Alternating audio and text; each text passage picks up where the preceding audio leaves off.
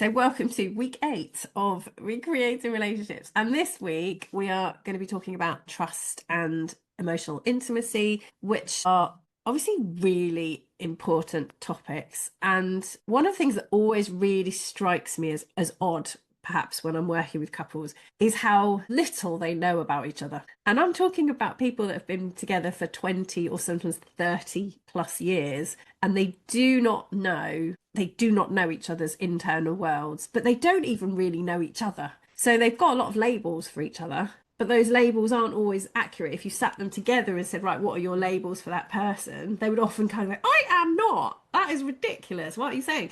So when you talk to couples independently, individually, they'll often say, she doesn't like being told what to do, or oh, she just likes this, or she's just reckless, or whatever.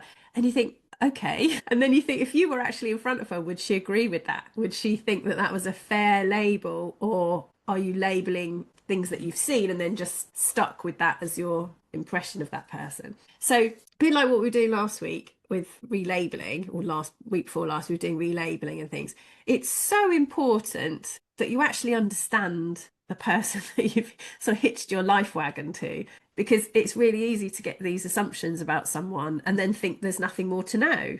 And actually, curiosity is really, really important. So trust and emotional intimacy are kind of like almost, let's say, two sides of a coin that are really, really important. So trust is really important because we want to know that we feel safe with somebody. So if I say how I feel, I know that psychologically I'm safe to say how I feel, and I won't be ridiculed or humiliated, or it won't be used against me. That's really important. I want to trust that if I reach out for you, you're there. I want to trust that perhaps you won't break the relationship rules, whether written or unwritten. The more I can trust you, the more safe I feel. But as we'll see next week, that often works against us with polarity and sexual attraction. Because the more safe and familiar somebody is, you kind of almost put yourself into a sort of slightly different mode. Whereas differences and a little bit of that kind of uncertainty can create a lot of polarity in the relationship and a lot of attraction.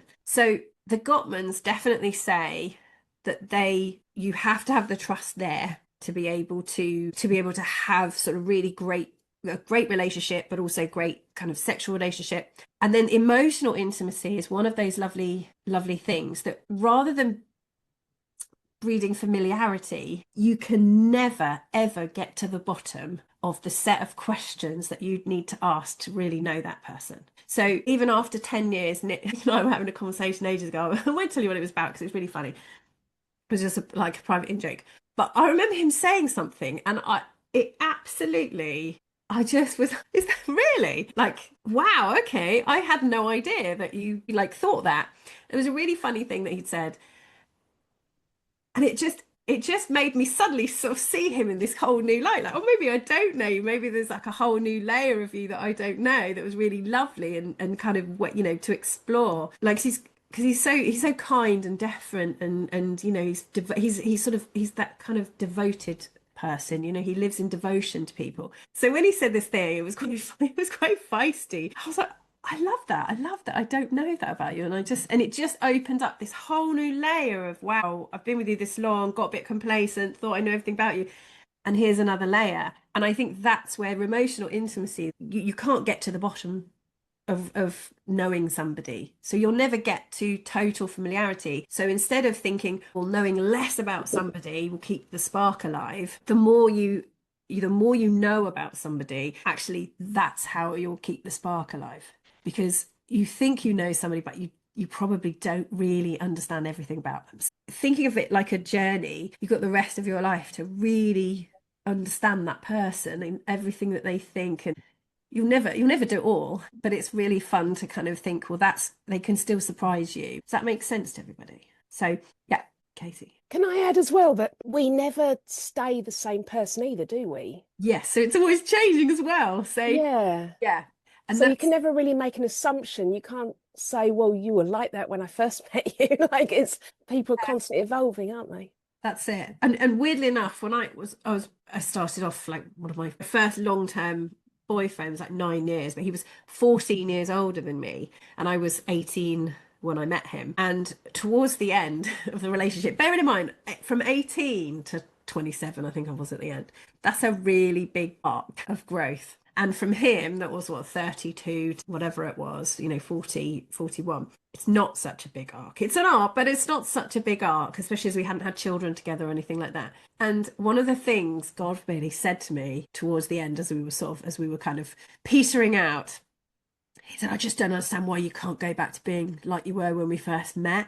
And I was like, red flag. You want an 18-year-old who never argues and does exactly as she's told and has no mind of her own and just listens to everything you say. And yeah, okay, that makes sense. And sure enough, after we split up, he did go out with an 18-year-old. So well out of that one. But the point being, you are changing all the time and growing all the time. So if you don't have some sort of a pattern in your relationship of actually how do we get to know each other, how do we keep up with that, especially when you get busy with lives and stuff. So I kind of bring it up because I think there's very different aspects to talk about today, but they're so important. So most couples couldn't really function without trust. It causes huge problems, obviously. And then if you want to really have a great relationship, the emotional intimacy just, oh my God, it helps resolve so many things if you actually get to know each other and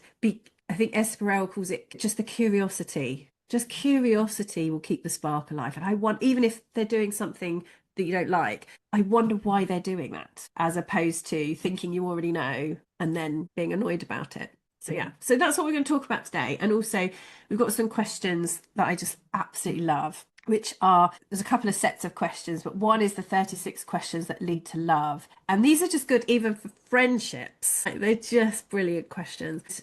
Obviously, you're not going to ask each other all 36, but I think it'd be lovely today to just kind of actively like go through these questions so you can see how quickly you can connect with someone or feel kind of more intimate with somebody based on these questions. Yeah, Nick and I love these questions. They're brilliant. And the kids love these questions as well. Like some of these questions are obviously child friendly, like who would you invite to dinner if if you could have anyone to dinner. Lovely. All right. So yeah, so good family questions as well. So I think the first thing to do is I'll put it out to everybody. What does trust mean to you? So if you're in a relationship, and do you tend to kind of go in and feel like you can trust your partner? Do they have to do something before you can trust them? Do you struggle to trust people? What does trust even mean? So what do we mean that's the first question. What do we even mean by trust? What does it mean? I think when you're first getting to know somebody, Jess, trust relates to honesty. Yeah. But I think that changes as you get deeper into a relationship. Yeah. Because it's interesting, isn't it? You sit there across the dinner from somebody, somebody you're on a date with, and let's say they say tell you things about their life. Your attachment style will often be what dictates whether you believe them or not, right? I think we talked about lying a couple of weeks ago, didn't we? That came up. But I would have no reason, like zero reason, to disbelieve somebody who's telling me about themselves or whatever. No, I hope that I'm good enough at what I do that I would, sensorily kind of pick up whether I thought somebody was actively lying. But on the surface of it, I would have no expectation that somebody would lie to me, if that makes sense. I had an experience just last weekend, actually. Go But on. I'm the same as you, Jess. I What did you trust do? everybody at face value until you give me reason to think otherwise. And I'm a good listener. So if I'm getting to know somebody over the dinner table and something doesn't quite add up, we're like, okay. Anyway, last weekend I was out for one of my friend's birthdays, and this guy was there, and he was really friendly with everybody. Anyway, we ended up having quite a deep conversation. He told me he does all this stuff for charity in Botswana. He's got an OBE and da da da. And you know what? I believed him. It was just like fine. But then one of my friends who I trained for my coaching qualification, she does a lot of EDI work. And he said that he does EDI in Formula One. So I have a friend who actually does a lot of work doing the same work, but in the sports industry, you guys should get to know each other. So while we were standing there, he asked me her name and I gave it to her. He looked her up on LinkedIn and said he'd connected with her. So anyway, being the decent person I am, I then suddenly thought, oh God, I should have asked if it was okay for me to give her a name before I gave it over. So I text this girl on Sunday morning saying, hey, how you doing? I hope you're okay. Just to let you know, you might have some random person connecting with you on LinkedIn. Somebody interesting I got speaking to last night. Does EDI in Formula One. I thought it'd be good for you to get to know each other. Nothing, absolutely nothing. And I thought to myself, wow. Now, before I would have been on the floor, before I'd done all my training in NLP and all my coaching, I would have been mortified that somebody had lied to me again and that, they thought that I was gullible and that I was that type of person that they could just spin a yarn and just tell me anything and it was fun. They were making fun of me and I'd really take it personally. This time I'm like, okay, you had a good time. Fine. Your loss, not mine. And I just laugh it off now. Do you know what I mean? So because I've learned and I've grown so much in myself and because I'm secure in myself, it doesn't bother me anymore. But it's just to go to that point that you made. I trust everybody at face value. And I was really engaged in this conversation and trusted everything he said, but clearly none of it was true. I think it brings us so many different things to talk about because the fact that, again, notice when Susan said, I would have been on the floor because I would have felt like he thought he could just tell,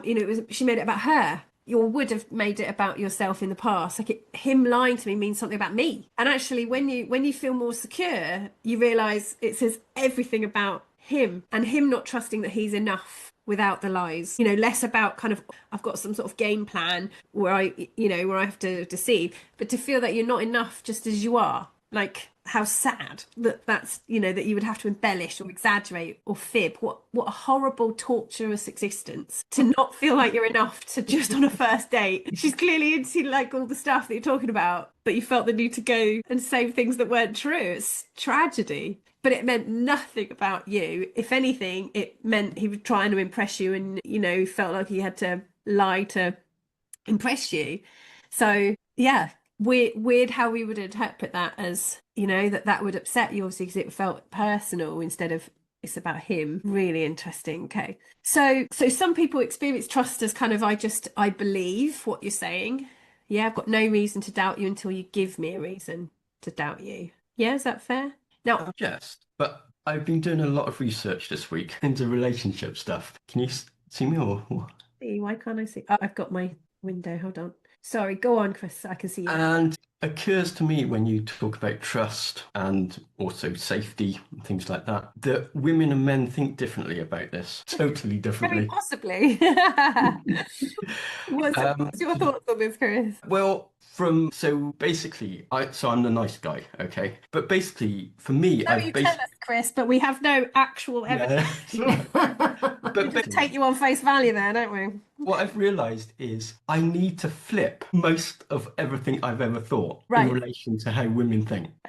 It's an eye-opener. Yeah, I think. So men are very obviously very logic. And some of the things that I've learned this week, I would never even think of. And I'm someone who's actually looked into this stuff before and tried to find stuff, but I found so much new stuff this week. And even I think, well, how were we meant to know that? It's like, and as I say, I'm pretty open-minded on all this stuff. So most blokes, I'm not surprised there's so much divorce and that.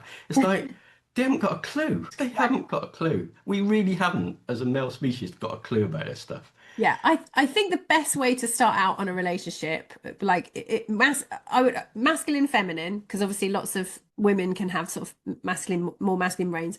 But I would say if you just take masculine, feminine, and you just say, okay, imagine there were two alien species, and you're marrying an alien species. Just devote the rest of your life to understanding them, to studying them, because rather than it being, being surprised that they don't act like human beings, if you're like, oh yeah, because they're an extraterrestrial, I better find out how it works on their planet. It's just easier to think that way, that, no, you're not the same. And if you were the same, you might not be into it. So, there's important differences that you might want to get to know.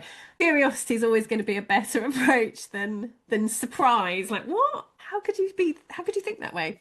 Yeah. I think it's when you have the right approach to it, I think it's really joyful and intriguing journey into the psyche of another human being, let alone another gender or another. I mean, yeah.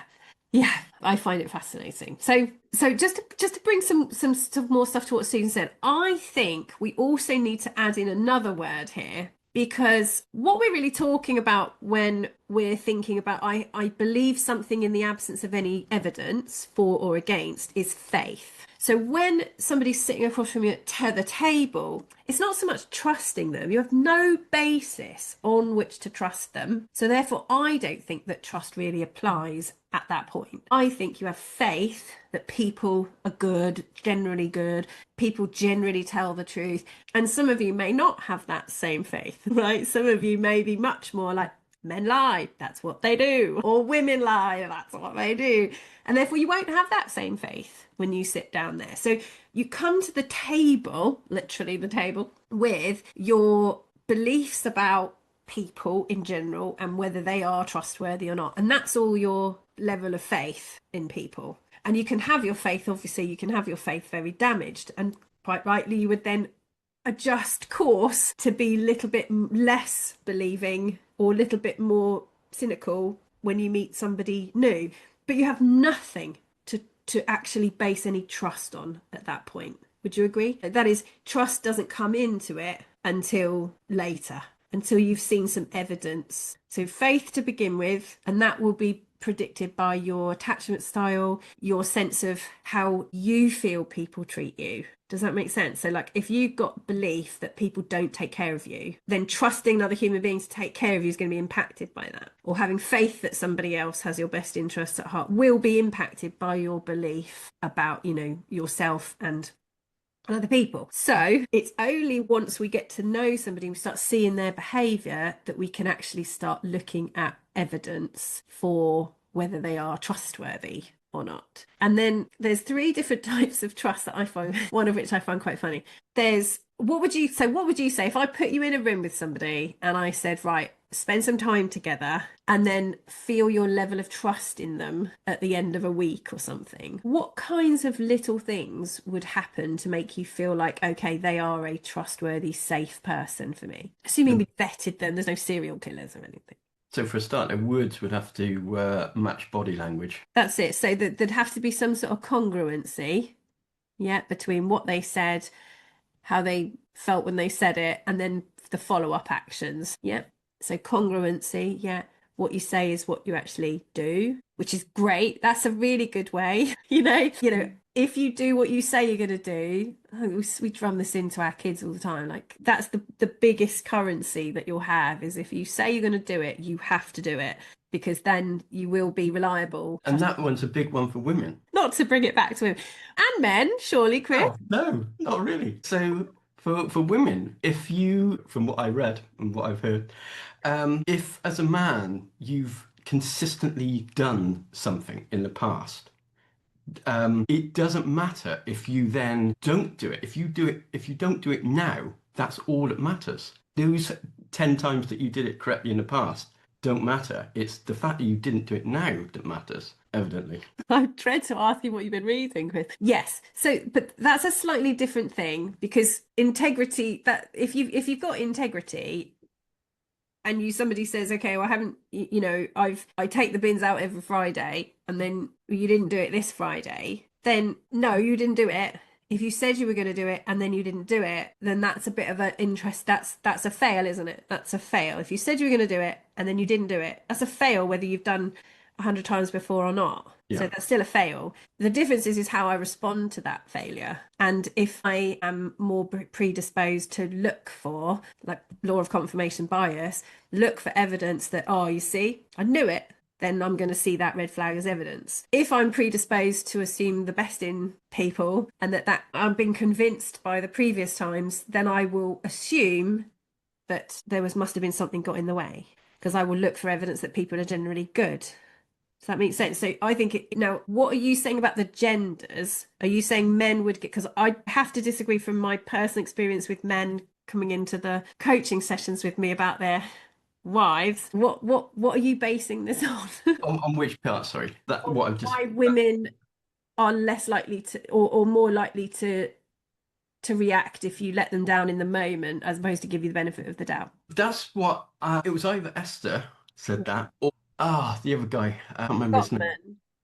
Sorry, Gottman? not Gottman. No. David, well, not David Dada. Yeah, I think it was one of those two. Okay, so let's put David Dada into a category where he is talking to extreme masculine men who are thinking about extreme feminine women. He's very much a kind of, he's got his audience. Esther Perel, I love most of what she does, but I disagree with a lot of it as well. So her approach is similar, but there are differences. And I think that you can make up your own minds. One thing I would say is, because you're NLP coaches, most of your NLP or EFT, always with these people, because they're not, always go, they're talking, anytime somebody talks about genders, put a little pin in it, because I have equal numbers of clients in front of me who, it doesn't matter whether they're male or female, it matters. The attachment style is probably more prevalent, and what's an attachment style? It's a set of core beliefs and generalizations and expectations about the world, and that's gender, it's not gender specific.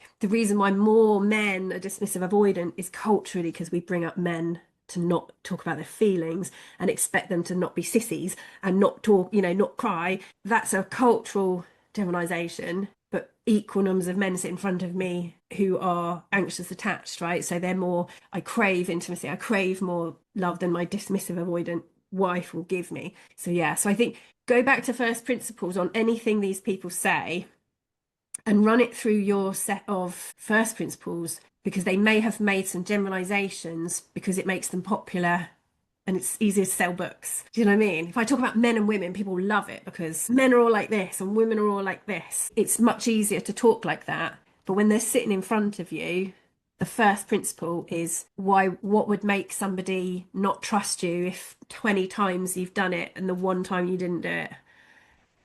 You could say, I agree with you, like from an evolution point of view, if you want to say masculine and feminine, maybe trust is more important for us because we can't afford to get it wrong. So it might be, for example, Susan goes out with this guy and he makes a little lie and he might think, what's the big deal? What's the big deal? I just told, so what? I said this and I didn't actually do it. Deep in our primordial kind of, our primal subconscious as a woman, perhaps it's more important that if he's caught lying now, that I don't feel as safe with this person because I can't afford to write off, or feel unsafe around this person. That's more what I would say. Yeah. Does that make sense, Chris? Like if I would say it's really important to match up everything that you hear with everything, so that it makes sense at first principles. And because Esther is great, but I think she generalizes things, and I've listened to her doing therapy with people. I don't like it. I don't think she does it in a way that I like. You know what I mean? It doesn't get to the heart of it. It doesn't get to the root of it. The first principles aren't there. So it's brilliant. Obviously, it's very popular. But I don't like the way that she does therapy. These are what we can say, darling. Yeah, I was just going to say, Jess, that obviously, since doing this course, I can see that being congruent, I think, is also strongly relates to your conflict style. And as you just said, your attachment style, because I recognize in my previous partner, he was definitely dismissive. And as I said, I think I've said it to you before, he would often stonewall me. And I've listening to the last session, the exercise that you've done with Sarah, I can 100% understand now why he never used to say anything. That was one of the things I always used to say to him. You're so incongruent because you say one thing just to get out of a situation, just to placate me, just because you think it's appropriate for the moment to calm things down. And actually you don't follow through, and that's even more frustrating. And I was constantly saying that to him, and now I can see why he used to do that. And I don't think that is a male female thing, because I also recognize that in some of my friends who are in a little bit of a volatile relationship, and they will kind of say things just to calm the situation down. That's it. Yeah, it's So I think a lot of that incongruency relates to your conflict style as well. Yeah. So and an attachment style underneath that for Exactly.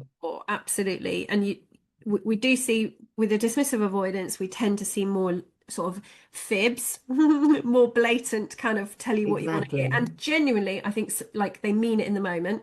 Absolutely. Like they absolutely, to get out of this situation, yes, I'll agree. And then they just agree to things they can't possibly do, or they can't. Exactly. And I think there is an intention. I think there's a genuine intention when it's said, but you know, the next day it's completely forgotten. Right, yeah, because there's no jeopardy there anymore. So Yeah. it's not nothing to do with you. It's all to do with their fear and everything else. But you tend to see more manipulation from the anxious attached, more sort of saying what you need to hear or general stonewalling or avoidance shutdown. And with the anxious, because the protest behaviour is more explicit, more overtly extraneous to, external, then yes, you see much more kind of trying to manipulate or control situations to their advantage, but again through fear and other good reasons. But yeah, so that for me it's much more attachment. It just seems to be that you're more likely to have a man who's dismissive avoidant in general because of the cultural upbringing, that's all. And that's sort of getting less and less now, hopefully. But yes, so that's the connection, I think, between we've got faith, and your level of faith in people in general will be affected by your experience, your attachment style, and then what you'll all have your own trust strategy. So what's your trust strategy, Chris, then, when you back to Chris? Well, so obviously faith, your faith might be affected, but once you're with a friend or once you're with a person, how do you trust? So can you think of somebody that you trust? Yeah. And what do you base that trust on? What did they have to do to build that with you? So there's like reciprocal things that go on with the communications, and they give, that type of thing. Brilliant. Yes. And that's what the Gottmans would call the bids for connection. That's why they're so important, in that every time I reach for you, whether it's verbally or physically, you respond. Like in rapport, that echo response, you move, they move, you move. It's like a dance. So if I say the blackberries are nearly out and you ignore me, and I think, Amanda, you talked about this, didn't you? There's sort of being like constantly ignored, and you're like, oh, okay, it hurts a bit, right? It's because I reached for you and got no response. I'll reach for you again. Do you want a cup of tea? Nothing. Grunt or whatever it is, or you put it down in front of them, no response. All these little bids for connection that you might be doing are being missed, and therefore, how are you supposed to build deep psychological trust? Now, I'm unlikely to then share with you my deepest sort of emotions if you don't even look at the bird I'm pointing at. And I think this is where you build the initial kind of, are you there for me? Are you there for me? Do you respond to my texts? And then if you seem to be there, I might give you a little bit more. Like I might give you a little bit more. Yeah, Chris. But so the thing with Esther is what she did say, and I resonate with this, is men will just give a lot of this straight up, and give a lot of what? Sorry, give a lot of what? Sorry, give a lot of themselves straight up and say, this is how I am, that type of thing. So for women, then there's no mystery, there's nothing to dig into to find out about them. So then that takes away, I suppose, a bit of polarity as well, because that takes away the mystery of the person. But men, I know I've done that. I will really open up, thinking that, well, that's what women want, isn't it? They want to know who the person is, and that gives them safety and that sort of thing. Total opposite, though, isn't it? Effectively, because that's not what they want you to do. They don't want you to open up and tell them your life story. They want you to just I resonate with this. Serious and chip away at it and find out about you bit by bit. But from a man's point of view, that's like giving safety. But I think if you switch dismissive avoidant to anxious, that makes more sense. Well, I was just saying it in a general sense, as opposed to. So the general, because masculine, feminine. When we talk about polarity next week, there's the masculine, feminine again is you can have a woman with a very masculine brain. Yeah. And you can have a man with a very feminine brain, and I work with these kind of couples.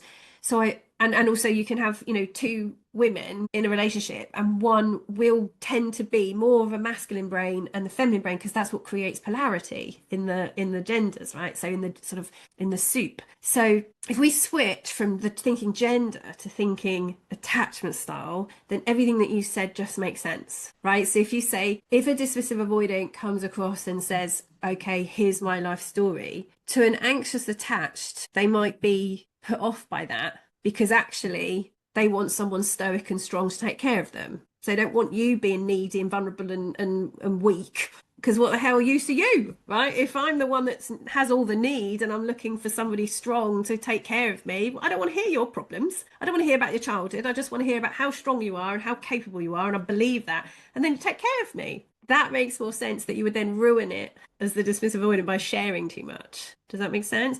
Whereas if you, and again, put it back into masculine, feminine, the strong, silent type, yeah, might be attractive because it gives off stoicism initially, which an anxious attached, perhaps predominantly female, would be drawn to because, wow, he's so strong, he can take care of me and all my emotional baggage that's come with it. But if you leave it as dismissive avoidant, anxious attached, the genders don't matter because that would be the equivalent. So if what I liked about Nick was that as dismissive avoidant, he was utterly, he wasn't stoic. I could see there was this vulnerable person. We'd done a lot of NLP together.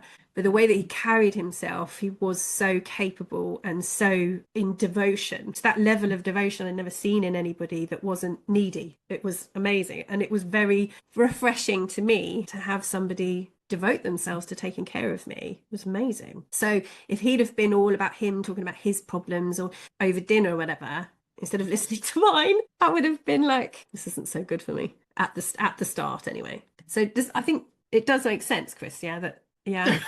Are you so which are you, Chris? You're more anxious. What was Crave it? intimacy in a Sorry? relationship. Crave it. You're the one that craves more intimacy in a relationship. So Yeah. you're anxious attached. So nothing that women that Anxious, will make sense to you. Say again? just preoccupied, I think. Yeah. So nothing that anybody says about men and women will make sense to you.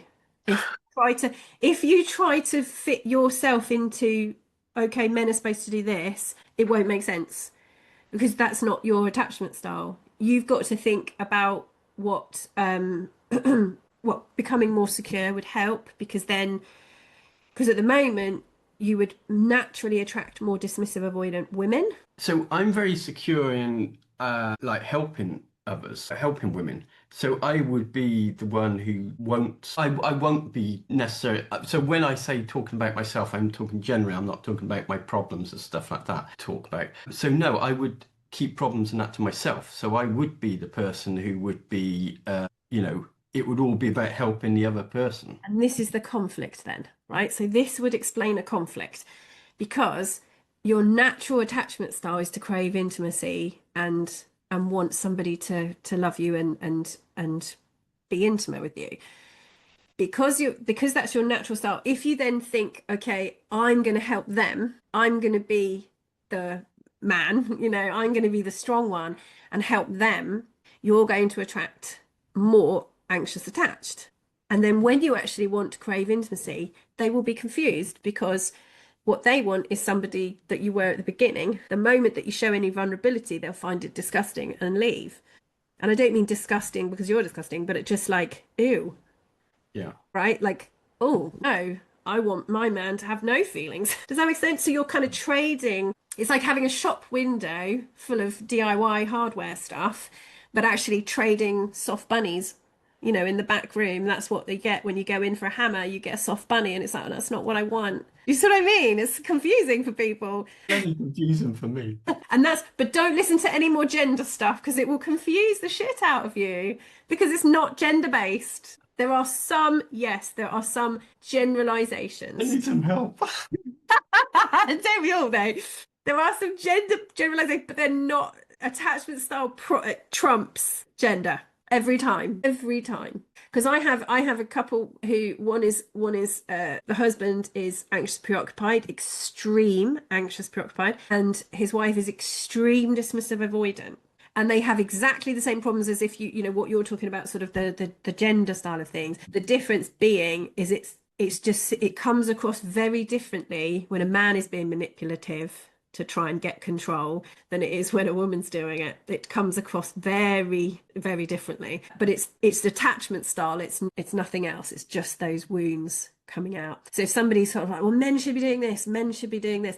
It's not helpful. It's not helpful. Try and get to secure, and then you don't have the issue in the first place, right? Try and get more secure in yourself, and then because your natural is to help people, that you like serving. But again, people will joke about me You know, like my whole job is about helping people.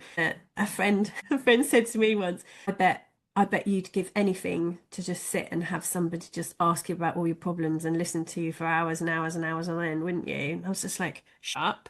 And they're like, yeah, I bet that's what you want, isn't it? Like, you'd love that. Like, to what you do for everybody else, that's really what you deeply crave for yourself, isn't it? And I'm like, maybe. And it's like, well, you're never ever going to find a person that you want to be with that way, because you're only ever going to attract people that want you to help them. So the person that you're looking for is, you kind of have to not be that with them. Do you know what I mean? So it's like, it's ridiculous as like watching those strong men, you know, pulling trucks and stuff, and actually they just want to be held. But you know, you walk around getting significance for the thing that you know that you can do, but actually don't want to do it, right? You want somebody to just take care of you, or, you know, sit on their lap and cuddle them. So the other part of this is David, the whatever, no, and Esther. So you're talking about being tested as men. Women test you. So David talks about, oh, just take it to the, like, if no matter what the test is, you just keep you know, basically going with it and ignoring it. Don't take it to heart. Well, Esther says you do that to a point, and if someone's like making you out to be an idiot or stuff like that, who's like disrespecting you, then you walk away. What's your take on that? Divorced like 3 or 4 times though, so let's just remember that she's okay at walking away. She's not She's got a predisposition to like, nah, just sack it off. It's not working. Yeah. So David, again, male or female, the testing comes from protest behavior, which is the anxious attached style. Yep. So predominantly, if it's women versus men, David Data, then yes. If you want to be, because remember, he's talking to masculine men who are way more likely to be on the dismissive avoidant side. Yep. So yeah, the protest behavior that you get, you need to stay put and listen to this person, and stay and be that safe person they never had, because quite often you don't get the real issue until you've stayed put long enough for them to trust that, okay, I couldn't make you run away with all this stuff, so you're probably safe for me to tell you the rest. It's like, how much psychological safety is there here for me to tell you what's really going on? So I'll push you away. If I can make you run away, you're clearly not capable of handling what I really want to tell you. And that is anxious attached MO. Yes, fine, women tend to do that, but you just get in a muddle if you start thinking that way. Yeah, so think anxious, dismissive avoidant. The dismissive avoidant will want to run for the hills when that test is happening, because it's being interpreted as they're attacking me, they're blaming me, they're shaming me, I'm not enough, I haven't done enough for them, and they're making it about them. The point of David Data is saying is make it about them. Look, they're trying to get safety. It's nothing to do with you. He's teaching them how to hold space without doing therapy. Yeah. And David Data said you can't change. Like, he literally sat in his session in America, and he's like, yeah, you can't change what goes on in your subconscious. It's just like, oh, David. You see what I mean? These sort of, they're all experts and they're brilliant. They're wonderful, but they're all, you know, we're all limited in what we can do, but we have our demographic of who we help. David Data, skilling, avoidant men, put him in that category. And Esther she just doesn't go deep enough into the first principles for me, I think. And the reason being is that every couple in front of me is unique. I don't assume things. I'll check but every one of them is unique. For example, when we talk about infidelity, yeah, you can have a process to heal from infidelity. Esther has one, John Gottman has one. The people in front of you will tell you what that process is going to be based on their past experience, isn't it? You can have a general idea of what you should do, what tends to work, but again, it's going to depend on the two people in front of you and whether they really should and want to get back together. Really, you understand conflicts. So all of those things are quite oversimplified for the masses. In reality, when you're in front of two people, and I've had multiple situations of infidelity where my gut says that one partner doesn't want to stay, they've had an affair, that they don't want to stay, but they feel like they should stay, and therefore they're trying to make it work. The other partner's totally forgiving and so, yeah, let's just don't leave me. That's a very different thing, right, to somebody who is, you've had an affair, you know, you've had an emotional affair, whatever, and I never want to speak to you again. Like, but I'm willing to talk about it. It's so unique that to write a book and say this is how you do it is, you know, Yeah. it'd be more complicated to actually go through individual, like, these are the things you actually need to consider.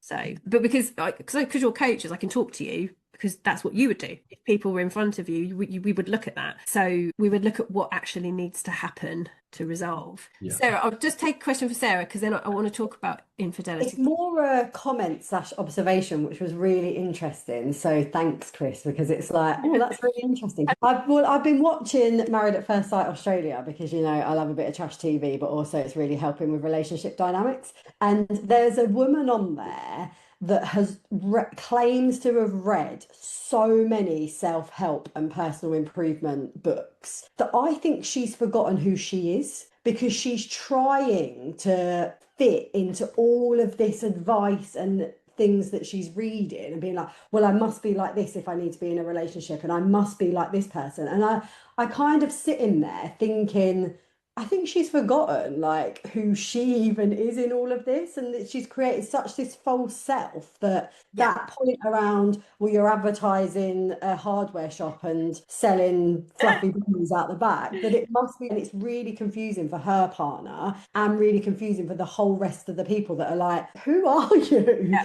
And it's almost made me think like what we know as coaches is everyone that's writing these self-development books are only doing it from their perspective, and they're all got their stuff that they're bringing into that. If I'm really honest, it's made me not want to read one again and just build more trust within myself and my path and my experiences to be more congruent in who I am. Absolutely, which is exactly right, because when you're looking at the individual in front of you, the authentic version of that person, so with dismissive avoidant, fearful avoidant, there is often a false self. With the anxious attached, there's going to be an element of false self because they believe they have to be a certain way to be loved. So there's a lot of investment in being that thing to be loved. So one of the things I know from being anxious attached, for example, is that people don't like it if I get angry. So, you know, doing training, for example, doing NLP training, one of the things I've never really been able to do is lose my temper, because immediately that's like, yeah, but you're not supposed to be angry. You're the NLP person. You know what I mean? You're not supposed to get sharp with us. You're not supposed to snap at us, even though I'm a human being and I also have my limits and make mistakes and everything else. And I think out of my whole time doing this, out of 20 odd years, I've snapped at 2 people. One who needed me to snap at them. So I did it very intentionally because they needed me. They needed that to know they were important. So I did it and it worked. And then the other person, because they were just being fucking rude. And I just was like, I'm sorry, no. And they didn't like it. They were like, you know, so I'm very aware that there's an investment in from me in, it's very important for me to be a safe space, right, for people, and for them to feel that consistently it's going to be a safe space, and I'm going to keep my shit together. Yeah, that is 100% okay in my career. When that spills out into my whole life, that's an interesting thing, isn't it? So, and I definitely feel like I am the same person wherever I am. Maybe with Nick, I'm a little bit more pathetic sometimes, but ultimately I try to be the same person and not have a false self. Because But then when you do lose your shit, because at some point you're probably going to be tested, everyone's probably then like, what just happened? That's it. But they would lose, you know, they would lose so much more faith in me, because it's like, that's not what we've bargained for. That's not what we want. So whenever you've invested in a false self to get something, whether it's love, affection or whatever, and then you're tested, and you want to have an authentic relationship, it's much harder, much harder, because that's not what they've bought into. So authenticity, I think, is a huge aspect. The self-help books tell you what to do. They don't attach it to who you are in therapeutic terms. Anyone who's come on an NLP course and gone, brilliant, I must be like this now, live the presuppositions, and I must think like this and I must think positively, blah, blah, blah. If you don't change any of the underlying patterns, you've now just created another part of yourself Yeah. that you're consciously being. Yeah. The change comes from changing the patterns from the subconscious. Yeah. So I absolutely agree with the self-help books. What you should be looking for is just some good advice that changes you, that changes and reframes how you think. That's really good. If you get a reframe, you see it differently. That's how you see things now. Now you've expanded your awareness. But now we've got ChatGPT, we can go, help me reframe this for myself. Help me reframe.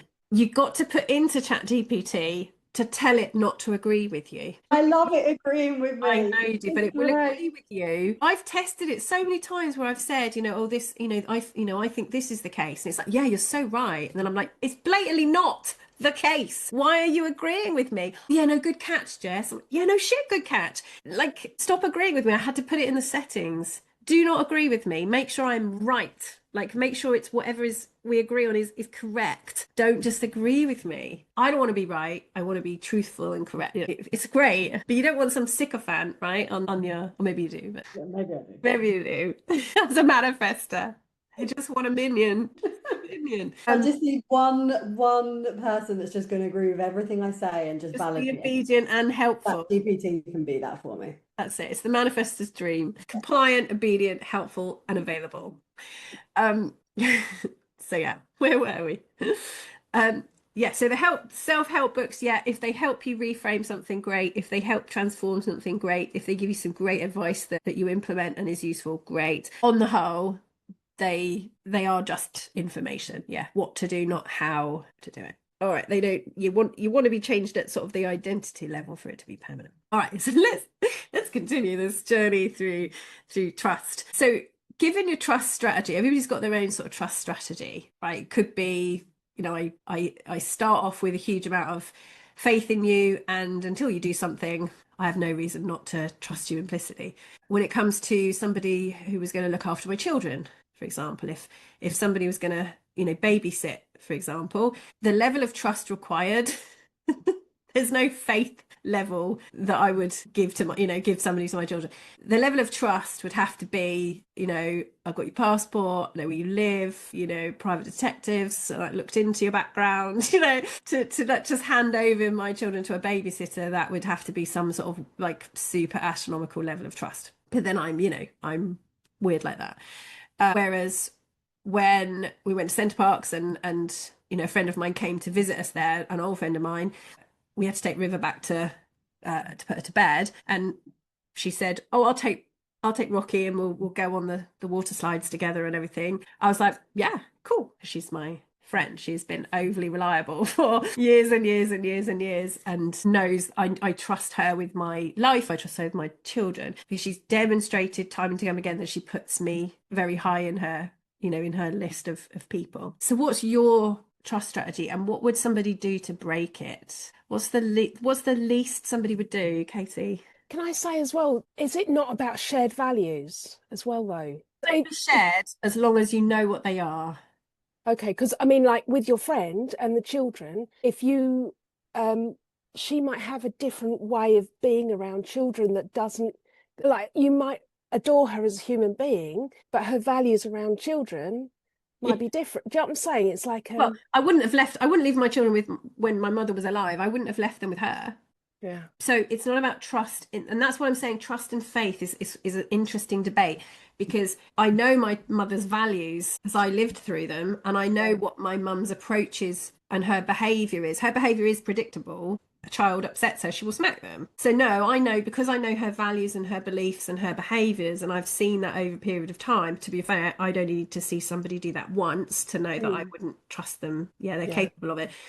And I think this is a really good thing to talk about and understand, those people's values are what dictate most of their decisions and their behaviors. So if you know somebody's values, even if they're different to yours, that's okay, but you know where the ones you wouldn't trust.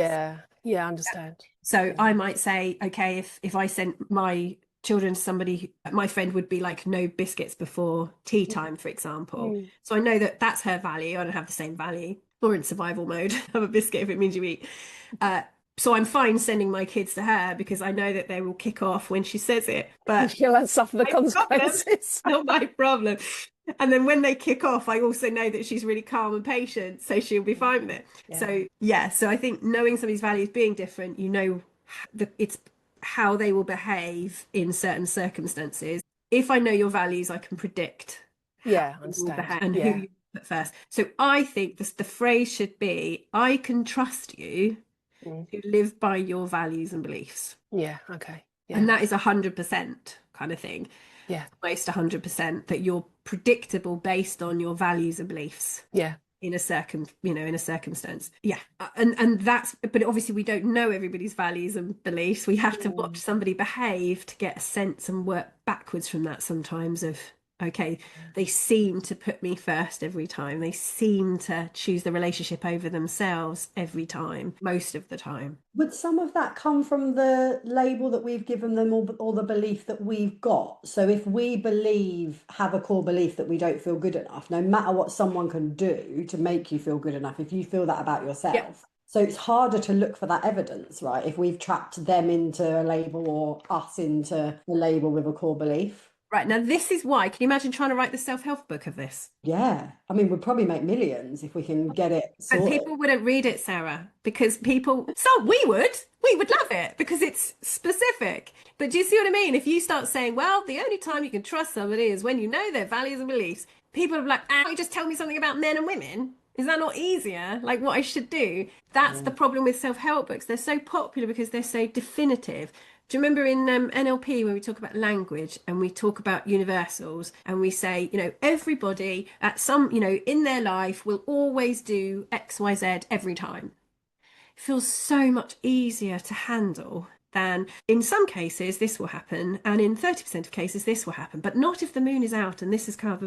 That sounds really complicated and nobody wants to read that because that's hard.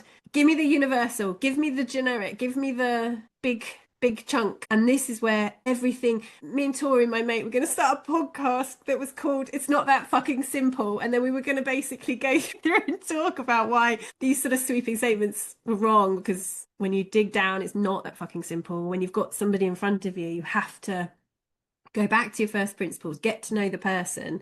And you have to get to know the person without even clouding them with any label or belief that you've which, already as you got. can imagine, is fucking hard. Yeah, it's why relationships are so hard. It's why there's not, you know, an infinite number of brilliant therapists either. Because even as a therapist, you have to have your own coaching, you have to have your own therapy so that you're not projecting all over your clients. Because what if I've got a couple in front of me and one of them's like, yeah, you're a dick. It's not going to be so easy to mediate at that point. Yeah. So if somebody triggers me, right, that's I have to clear that because that's about me and not about them. So yeah, that's why if you're in active, you know, giving therapeutic coaching or whatever, then your own supervision is probably a good idea so that you can clear your stuff as you go through.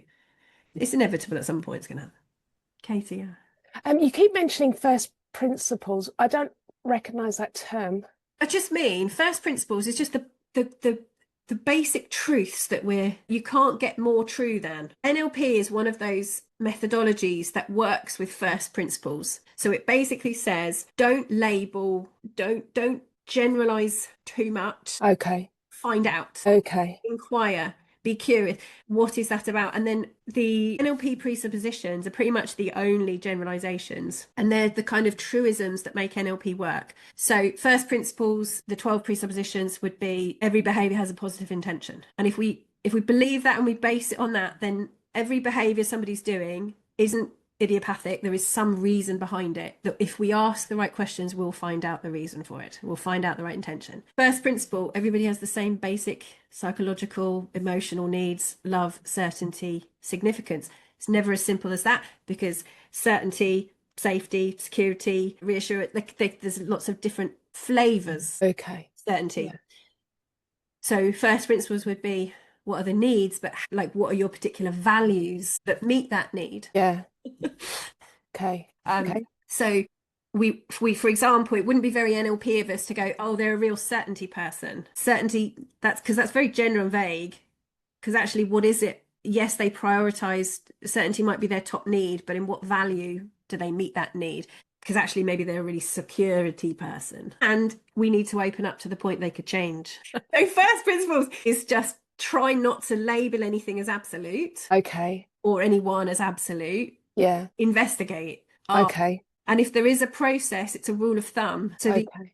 So there's exceptions to everything. always be ready for that you've got it wrong. But at the same time, Yeah. the presuppositions, it's more helpful. That's why they're written down. The presuppositions are more helpful if you believe those. You will be better at coaching somebody and working with somebody if you believe those Okay. than if you don't. Okay. Because they're like the cleanest belief system that you can have about another person. Okay. So if you said no, behaviors can just just come up from no reason. Yeah. Well, you can't help someone if they've got behavior that they want to change if there's no reason for it.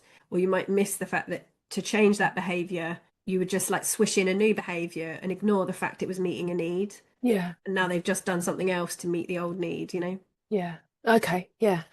Thank you. You should do that podcast, Jess, because it really isn't that fucking simple. Not simple, is it? But in that sense that when you know that it's not that simple and you Makes it easier to, yeah. and you just ask and then you just know foregone conclusions. So yeah, rule of thumb, the dismissive avoidance, love the anxious preoccupied, love the dismissive avoidant. Rule of thumb. Am I open to being wrong?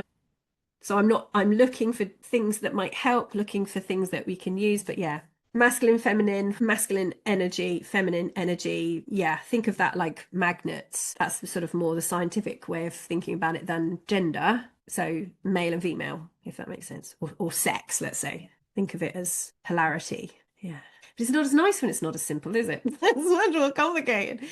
Anyway, so the point is we all have our own trust strategy. So what people do when we really think about it, how could somebody break our trust? It could be in the little moments of, I mentioned that bird and he didn't say anything. Okay, maybe he was busy. Mentioned, for example, I've texted my friend who came out of an operation a couple of weeks ago. I've texted her loads of times and I've not heard anything back. And we were texting every day and then we haven't heard anything back. So rather than thinking she doesn't love me anymore, which is my anxious brain stuff, maybe she's just gone off you after 15 years. Maybe she just decided today is the day she doesn't like me anymore. It could be that, or it could be that something else has come up. So my brain is much more likely to kind of think, I wonder why she's not texting me than she's ignoring me. Do you see what I mean?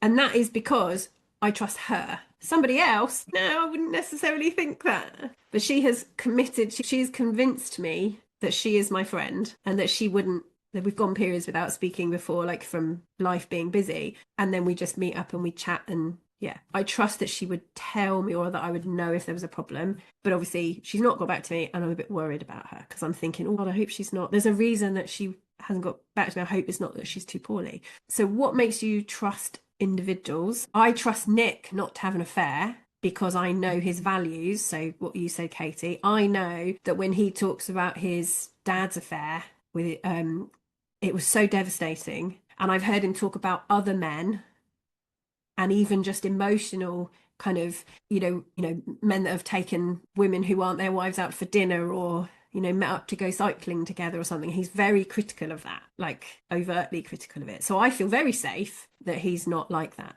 Does that make sense? Because I can see him acting, regardless of whether I have asked him the question, I've seen him believe that. Yeah. So I'm very reassured. Him verbally reassuring me would have no difference. Like it wouldn't help me believe it. What's your strategy for fidelity? How do you know somebody would or wouldn't? I'm always curious. Yes, I have believed that a lot comes from the person's family experience. Yep. So if they have strong relationships within their family, whether it be their parents, their siblings, with their partners, I think that has always, for me, been a good indication that they know what it's like to be in a respectful relationship. Right. I have, other male friends who have very similar values to me, but have come from quite fractious relationships. And when I listen to them about their experience from their parents, often, their fathers were always having affairs or had long-term affairs and their mother knew about it. And, one of my friends, his sister condoned it and actually facilitated it as well. So even though he has really strong values himself, actually the behavior that I see him conduct, I know he'll never leave the mother of his child, but he's quite happy to kind of entertain side relationships. Crikey. Okay. Interesting.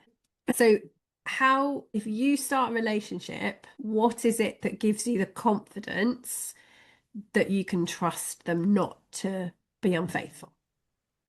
I think, as it was said before, that I think their family values is one of the things that I really look for.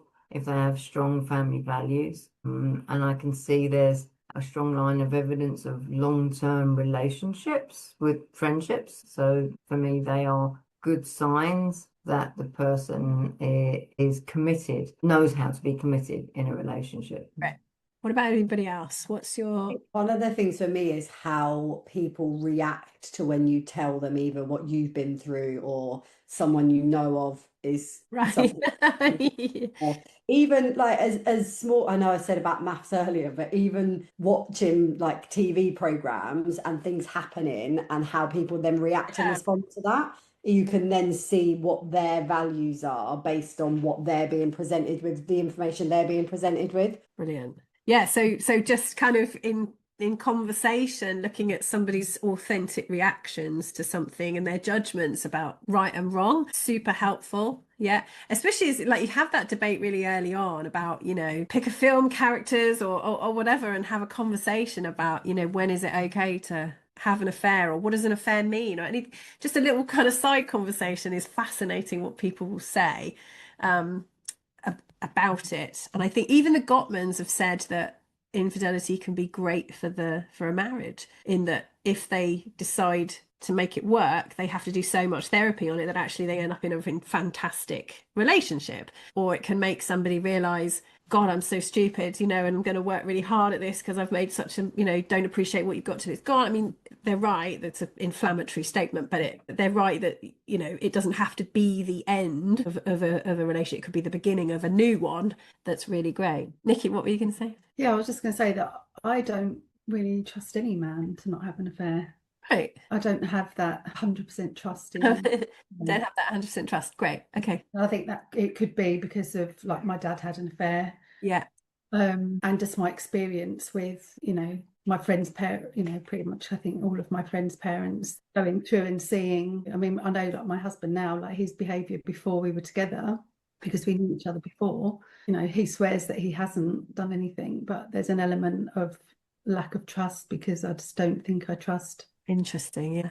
In general. Yeah. Which shows quite a deep core belief. So I wonder how you would, if Nick was saying, sitting in front of you and saying, I would never do that because I remember how it tore our family apart. I would never do that. I would know that even if it came up, there was something wrong that I need to fix in the relationship. If you heard him say it and he seemed genuine, would it affect how you felt, or would you just go, okay, well, he's the exception? Yeah, I think maybe he's the exception, possibly. I think. Yeah. Yeah. There'd always be, I think there's always going to be that element, whether it's like a protection thing. Yeah. That I have around me. It's that expectation, not necessarily that I wouldn't trust them going out and I would be, you know, I'm not controlling or anything like that. It's more an expectation potentially, but not necessarily thinking they are going to do it, but wouldn't be surprised if I found out they had. And how old were you when you found out your dad had had an affair? I was probably 17, 16, 17. When you look back, were there signs? Well, him and my mum argued all the time. I mean, they're still together now, but they argued all the time, and they, you know, continue to have bickered and argued. And so, yeah, I can see as an adult and having been in relationships, I can look back at them and see why and how it happened. So I don't have that blame for him there, and I can see, I suppose, because, you know, I can see how as a mum having children, and that, you know, you've got like your partner who's your kind of centre of attention, and then along comes baby number one, and then they move down the ladder, and then that kind of happens. Right. Don't necessarily meet their needs in that same way. Maybe I look at, you know, it as a weakness on their part, because I wouldn't do it as well. So for me, I've never done that, and it's quite a big thing for me to, you know, I can control myself. Yeah. But I just feel like there's a weakness within men that they don't, and I think it's just that difference that, how they think about how we think about intimacy and how they think about intimacy. Interesting. Yeah.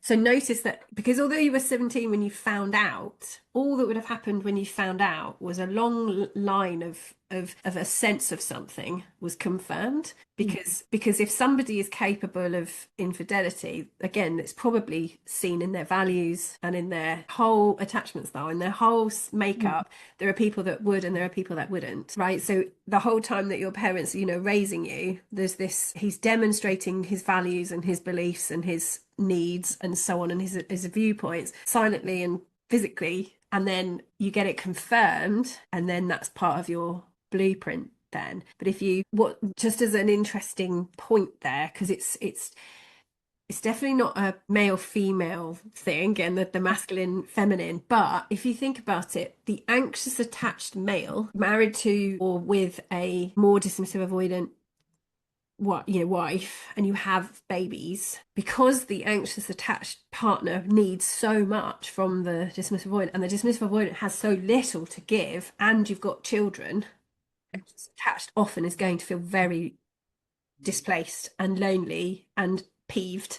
And if that partner doesn't invest in the children to kind of get some of their attention needs met and to collaborate, then yes, they are going to justify more time at work, or of their needs being met outside of, because they're going to complain that they're lonely. And you hope that they have protest behaviors and values enough to say, hey, I'm really lonely, I need more, or can I help with the kids, or I need us to be more of a family. But yes, depending on their values, they will go they may get that need met. But the fidelity is going to be based on their values of what's right and wrong. And and if you've grown up with a parent that clearly didn't have those values, then it predisposes you to think that because your dad represents all men, it predisposes you to assume that they're all the same. Yeah, and I had a brother as well who was kind of a bit, he could have been, he's been a bit like that. Yeah. But then not so much, to be fair. Not so much. It has kind of, Yeah. So it's interesting, like that, just that first, like, how would I know that my partner wouldn't? We don't know, obviously, It could still, it could still happen. Even when I say it to Nick, I said, well, there's still a chance. And he looks at me like daggers, like, how dare you, So I'm kind of reassured that, okay, maybe there isn't a chance that he would. But yeah, so you can't know, but how do you feel confident is or not? Yeah. You can replace that with abandon. So if you've got anxious attached, how do you know your partner won't abandon you? Most of the time they'll go, I don't know. One person recently said, no, I'm pretty sure she will leave me. And you're like, really? How can you be so sure? I just know she will. They've been together for years. And, sorry, Jess, but then when people think that, they're going to be doing things that will encourage that to happen. So then you've got the self-fulfilling prophecy as well, which, again, that's the first principle of fulfilling prophecy. Beliefs create our experience. Law of confirmation bias tend to look for these things. It won't always happen, but it makes it a hell of a lot more likely, doesn't it? Yes. Okay, good. The key is that there's 3 different types of trust that I mentioned before, which I find really funny. So there's something called deterrence-based trust, which is basically where you say, I'm confident they wouldn't do it because they know the consequences of doing it. Essentially, if you said to your partner, the consequences of you having an affair is that I will leave you and you'll never see your kids again, and I'll take everything you've got, or a prenup, right, that says you'll get nothing. You can be fairly confident by deterrence based that they are so frightened of the consequences that they wouldn't do it. Yeah. So that's one type of trust. The other one is experience-based, which is where I've seen you behave in a particular way over such a period of time that my convincer strategy has been, completed, and I now feel confident that you've demonstrated enough, of your character that I can trust you. And then identity-based is I know you and your values and your beliefs, and I know that you wouldn't because you don't believe it's right, or it's not in line with your values to do that. For me, I like the identity-based one. That one's the one that gives me the most confidence rather than the deterrence-based one. Because if deterrence-based trust worked, then nobody would be in prison, would they? If we could knowing something's wrong and having the self-control to stop are 2 very different things, or thinking that you won't get caught. is another thing. All right. So what does it mean if somebody has, obviously there's loads of ways to break trust. You know, that you could lying or lying by omission, which again is lying, you know, not being transparent about something, you know, gambling debts, for example, you know, if they don't understand each other's finances and it turns out that one couple's perhaps, you know, got some major gambling debts that they didn't disclose, and then it turns out, oh shit, actually we're all in trouble, then that's, you know, you for some people that would be worse than infidelity, right? Because you put my security at risk, you know, you put our home, our family, our kids at risk. So doing anything that would impact negatively your partner could be seen as sort of a loss of trust. Neglect can break trust, you know, just not looking after somebody after, you know, period of times where you've reached for them and not been there. Being selfish. But again, you can trust them to be selfish. If they demonstrate that they're selfish, you can trust them that that's what their values say. So lots of ways to break trust. If your partner had an affair, what would it take for you to take them back? Or how many of you is it like that's your exit like point? No. That would be an exit point for me, because it would mean that they would have to have dramatically changed in some way for them not to do it again. Right, that's it. So to know that they wouldn't do it again, you have to I agree that you would have to know why they wouldn't do it again. Not just promise. You'd have to understand how they've come to that conclusion that it was a bad idea, and convince me that you've changed, exactly, that you wouldn't do it for your own reasons, not because it would be the end of the relationship or anything. Absolutely. Yeah. Anyone else? Yeah, I would have said prior to my husband having the affair, I had always said I would never have him back. That was the thing, that I wouldn't, you know, that determinant-based trust. I thought although I didn't really trust him, I was confident he wouldn't have an affair. Yeah. Because I thought he wouldn't Yeah. take it to that stage. But it's kind of bizarre. However, when he had the affair, I couldn't face life without him, and so was prepared to work at it. So and I always remember my sister saying to me, "But Carol, you always said if he did that, you'd never have him back." It's like, but when the chips are down. The anxious attachment style, the fear of being on your own is the first thing to work on if you want to be more secure. The fear of being alone, not being rejected, but just the fear of being alone, the fear of not having anybody, not having a person, is numero uno, because exactly that. Every time an anxious attached person is sat in front of me, they're much more likely to want to stay with the person who's had an affair, because the idea of ending things, of dismantling, of extricating themselves and ending it when it actually comes down to it is really hard for them, and they're much more likely to make excuses if they're already committed and, importantly, attached to that person. And that is very, very deep and annoying and frustrating for the person who's experiencing it, because I always used to say, you know, absolutely, I would never put up with it, you know, absolutely 100%.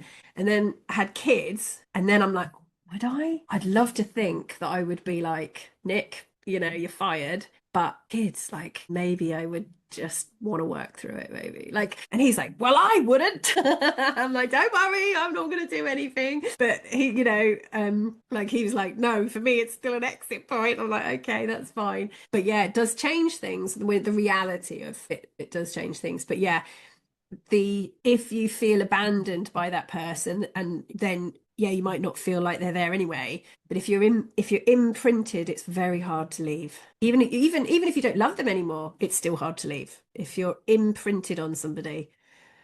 It's excruciating. So really interesting, Carol, thank you. What about anybody else got there? What's their exit point? My exit point was being told that living with me was an existence, and he wanted to go off and just, you know, find himself. And I went, okay, fine. So as long that's fine, as long as you know, continue paying for the bills and, you know, for the house and the children and everything else. And I went, that's called a divorce. Interesting. Like, then what use are you, kind of thing? You go, well, I mean, it was just, I've supported you through thick and thin, through what your children have done, through all the stuff that's gone on. And yet, here we are. You think living with me is an existence, and you're not prepared to support your own children while you go and discover yourself? I don't think so. Interesting. When you look back on it now, were you truly happy, or were you in an existence as well? I think it's the best thing that ever happened. Yeah. So in a I was endeavoring to you make your bed and you lie on it, and that is what I was really doing my very best to do, because for me the idea of a divorce was you give your marriage everything that you possibly have until there's nothing left, and I was still trying to make it work, make it, because we all go through ups and downs, and I was, there's that whole moment of, well, maybe this is just a really shitty down. Yeah. And then you get told that and you go, but I have given you everything, literally, emotionally, financially, in every way, supportively. And this is what you turn around and do. Do you know what? I have nothing left. I have nothing left. There is no tea left in the pot to help you. Yeah. And I have nothing. And if you don't want to be here for your children or us or me after what I've done to support you and your boys from your first marriage, etc., then do you know what? Fuck off. Fuck right off. Indeed. And when I did that, he'd gone and he went into a flat and whatever it was. And then there was this sort of letter that came, oh, I'm so sorry. Oh, well, maybe now I realise what I'm missing. And I went, you know what, it's too late now. It's too late. You should have made the effort before. It's interesting, isn't it? So the values of, I'm going to, I'll be through thick and thin, I won't give up on it, blah, blah, blah, but not necessarily actually putting your own needs at the top of that, thinking I'm doing this because it's the right thing to do. So I think sometimes when somebody kind of wakes you up to yourself and you kind of go, actually, hang on a minute, am I happy? That's a really good time to actually start thinking, am I happy? I don't know that I am. And it kind of is a nice pattern interrupt. And then at some point it could be that if you'd wanted to, if you loved the person, then you say, actually, yeah, this isn't working. Let's work through it together. And I think there's nothing wrong with two people coming together and saying, look, I think we've come to the end of the road of this bit. I think we're two really different people and we're growing in very different ways. We want completely different things that aren't compatible with living in the same house and supporting each other. So if you're doing that amicably, it's probably the right thing to do. Right. So if you come together and you say, do you know what, this isn't fulfilling for me, and I know that's really hard to hear, but I don't know that you're fulfilled either, blah, blah, blah. There's no reason why that can't be completely amicable and loving and gracious. What tends to make it not gracious is those attachment wounds, is you're abandoning me, you're rejecting me, you're selfish, you're this. And then usually there's more work to be done with or without the other person, obviously. But that's where there's wounds coming up there. Rather than in the cold light of day, is this the person you want to spend the rest of your, do you want to die next to this person? Does this, if you were an aeroplane together and it was going into the sea, you look at the person next to you, is it the person that you want next to you? And those are sort of questions that are important especially when you get to sort of 50, 60 and you're looking at kind of act 3 of your life, and you can still have so much life left if you want it. And if that person in the plane next to you is like, no, I don't want to grab their hand, I want to use them as a human shield, then you've probably got everything that you need to know at that point about what you should do. Sarah, what were you going to say? I've forgotten what I was going to say right at the beginning. I think it was around how my initial reaction would be to understand what's not working in our relationship for that action to happen, and what's the part that I've played in that relationship. And I think I always come at it, and especially as the work that I've done over the last 6-7 years, is that I'm an individual, my partner's an individual, but then there's the relationship. And I think it's that constant work on that if someone's got to the point where they've gone and had an affair, then there must be something broken in the relationship for them to do that. And I play a part in that. I'm not saying that I've then played a part in them having an affair, that's their choice, but I've played a part in the fact that the relationship isn't fulfilling, and that's for both of us to work through. So I think that would be my initial, and maybe that's sometimes my strategy and how important a relationship is for me. I'm always I will constantly work it and constantly look at that and the part that I play. Yeah, and be I think really important what you mentioned there is being open to your partner to come to you and say something's not right. Because quite often, if you look at infidelity, yes, there are one night stands, fine. There are sort of, if you put them into sort of different categories of infidelity, so there are, long-term affairs, and there are, there's lots of different things that would all go under the umbrella of infidelity, but they'd all be very, very different.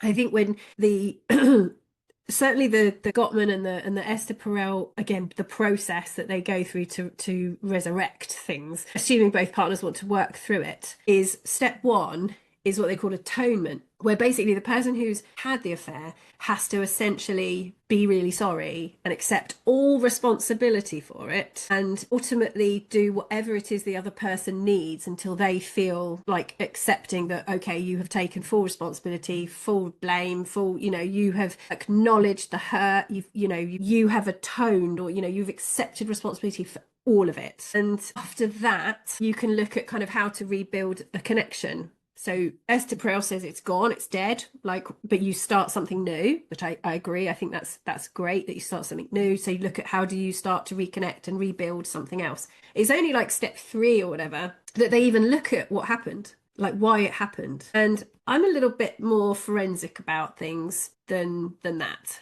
Because I know that it's never that cut and dry. It's never that fucking simple. It's never, I'm an absolute cad and I'm going to go out and fuck who I want because I don't care. That's possible. It's a possible scenario. And therefore, I have to be really sorry and atone and accept all responsibility and blame and shame and everything else. That's great if that's the case. That works, right? I have to be so, so sorry and accept all responsibility for everything. But what do you have when it's a slightly more complicated situation? And I'm never going to condone the actual act of physical intimacy or even emotional intimacy is a fine line, but physical intimacy is conscious, right? That's a conscious choice. Like there's a threshold there, and it usually is conscious. Everything else, emotional, everything else can be very hormonal, and that's different. But how do you deal with two people in front of you, one of whom is saying they've had an affair, because despite begging their partner for 15 years to help them, to support them, to show up more, to talk to them about what's happening in the relationship, to support with the kids more, to help give them some time for themselves, to look after their needs, to choose them instead of themselves, to stop being so selfish, to listen, to give, and after 15 years of that, ending up so isolated and lonely and depressed that rather than leave or top themselves, they connect with somebody who seems to care and end up kind of just going with it out of desperation. Now, when that's happened, I've always said to the individual, and on the individual coaching, it's a shame that you fucked up because you lose any kind of victim status. Like, I can see it forensically, I can see. But with all your friends and family, you've lost the victim status you would have had because you've technically fucked up so badly and so overtly. Because it's like, okay, 15 years of isolating you, ignoring you, neglecting you, abandoning you in every other conceivable way than having sex with another person. They've done that. They've done that willingly. But you shagged somebody. You know what I mean? It's not equal and even, is it? And therefore, it's very difficult if then I was to follow Esther Perel's process and say, right, well, now you, having cheated, have to take responsibility for all of it. How do you do that? How do you tell somebody who is literally, it was reach for another human being or despair, that they now have to listen to how much they've hurt that other person and listen to all that other, that other person's emotional, and they have to suddenly attend to that person's needs after 15 years of having their needs ignored. It's not as fucking simple as that, is it? You see what I mean? And yet the process says, no, she would have to atone. That feels to me, like victim blaming. That's like, yes, she of course she messed up. Of course she did. Like, there's no two ways about it. But it wasn't like she just did it out of the blue. There was years of asking, begging, requesting, and nothing. So, do you see what I mean? Who broke trust first? Every bid for connection ignored, every request ignored, every need neglected. For me, it's never that simple. So for me, the forensics should happen first. Like that for me is the forensics. What happened? That bit, not the atonement, is what would help you if you left them. So Nikki, you because you've mentioned that you sort of have, you know, that you have a sense that, you know, well, you can't trust any man. If that was to happen and we sat and we talked, what would be useful to you? Even if you said, I'm done, I'm sorry, once that's it, that's enough, I'm not staying. The bit that would be useful would be to know what happened and how it led up to it so that you could prevent it from happening in the future. Like, was there something that you missed? Was there something that happened, you know, that you could have spotted in him earlier? For me, do the forensics. That's the bit that will help you. And rather than blame somebody. That makes sense? I hope that makes sense. Because you know I wouldn't condone it, but at the same time, it's like every behavior has an intention. There's a reason.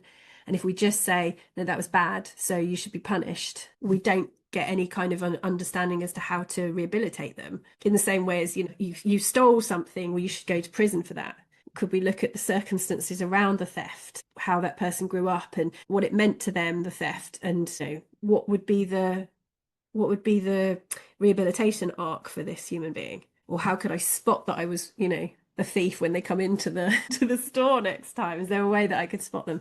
Personal responsibility, which again, first principle of NLP, take massive responsibility and accountability for your life and your experience, and you'll always be better off next time. So not what did I do wrong that made them cheat? Because that's a really simplified way of looking at it.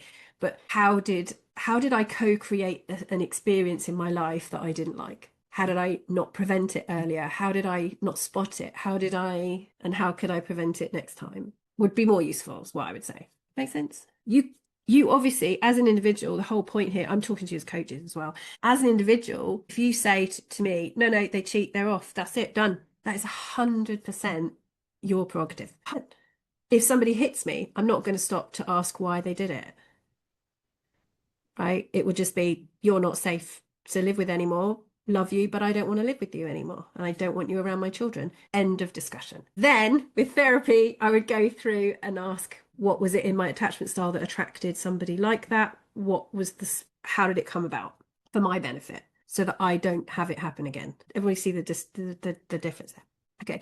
Any questions or comments really on fidelity and rebuilding trust? Yes, I have a question, but it's not to do with the infidelity side. It's definitely to do with trust. What if you know a little bit about my situation? So, in terms of, I'm struggling a lot with trust around changing of goalposts. So when you meet somebody and you sort of have made plans with them on a certain level, but then circumstances change, but the mistrust is placed on that person, and even though it's circumstantial, so that you almost feel like you can't trust them because of the change in the plan. Yeah, and they're changing the plan because their values. So yeah.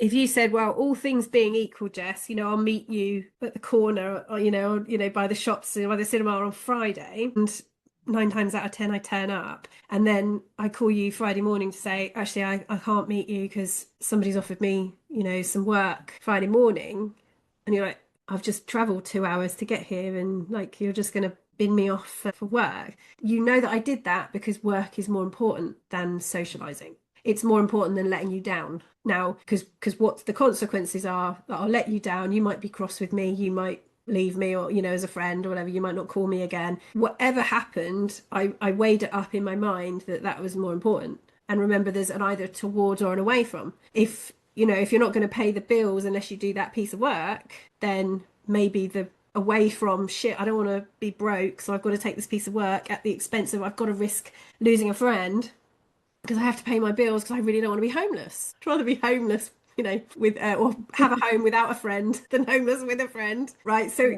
whatever it is, the judgments are being made towards or away from a value, and you tend to see the biggest kind of massive action when the away froms are in play rather than the towards. Like when somebody's back's against the wall, that's when you'll see the choice is sudden and immediate. Therefore, yeah.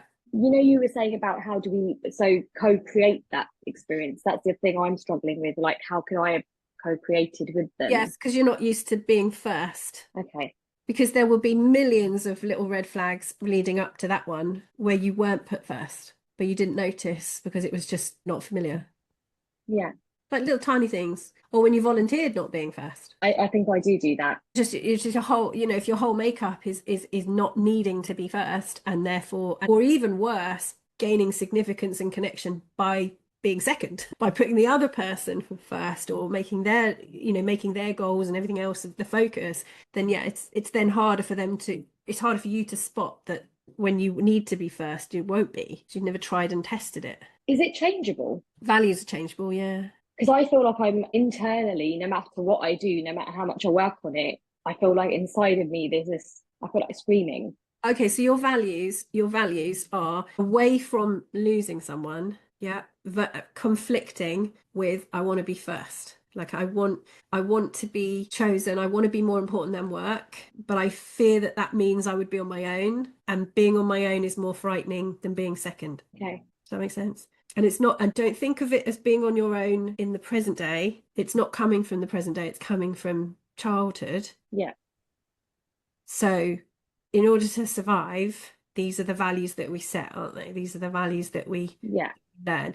So if I'm going to be abandoned, if I don't behave, I'll behave, won't I? Yeah. I'm going to behave, and whatever that looks like to them. And if it means shutting up and being compliant, and it means, okay, yeah. So then cut to, 30 years later or whatever, and you're trying to work out why you can't assert yourself in a relationship and get what you want. It's because that fear isn't of them leaving. That's not of them leaving. That's of parents leaving. Okay.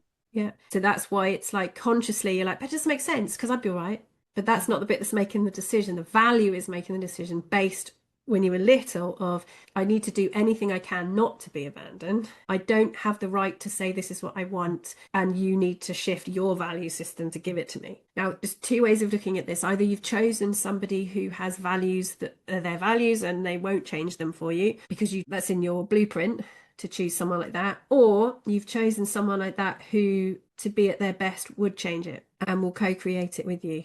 Like what kind of person, because I would just say, what kind of person do you want to be? Which is more important to you? Because if the goalposts keep moving, they're working on a value that's more important than what you want. That's all. Yeah. So okay. You're going to sit there and say, well, what's important to me is this, closely followed by that. If there's a conflict, do a parts integration on it. If you're like, I don't know, they're pretty close, then do a parts integration on it. You need to sit there and look at the values. How do we, if Nick and I, so I'll give you an example. So if Nick's blueprint, his dad was always working away. And I remember saying to him very early on, I said, I'll tell you right now, I'm anxious attached. I didn't know that at the time, but I was like, I'm the sort of person that if I'm in a relationship, I want you there. If you spend months away, I don't want to be in a relationship with you because that's not fun for me. That's not what I consider to be a life. So if you do have that in you, let's call it quits now, because I don't want to be lonely. And he was like, oh God, no, I hated my dad being away. Like, there's no way that I'd do that to anyone. Anyway,